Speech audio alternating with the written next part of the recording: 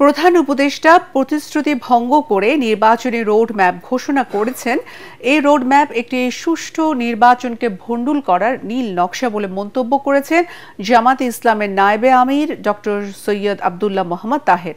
সকালে Comilla central medical কলেজের মিলনায়তনে চৌদ্দগ্রাম উপজেলার কালিকাপুর ইউনিয়নের নির্বাচনী সমাবেশে প্রধান অতিথির বক্তব্যে তিনি এসব কথা বলেন।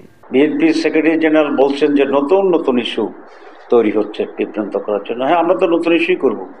আমরা তো পুরাতনকে ফেলে দিয়েছি, পুরাতন ব্যর্থ হয়েছে, এটাতে দেশের মানুষ সাক্ষী।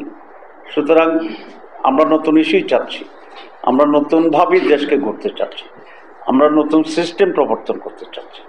সুতরাং যারা এই পরিবর্তন এবং নতুনকে স্বাগত জানাতে পারছে না, তারা মূলত পুরানো জরাজীর্ণ ফেসিবাদের এবং লুটপাটের দখলের রাজনীতির দিকে বাংলাদেশকে আবার নিয়ে যাওয়ার জন্য অপচেষ্টা করছে।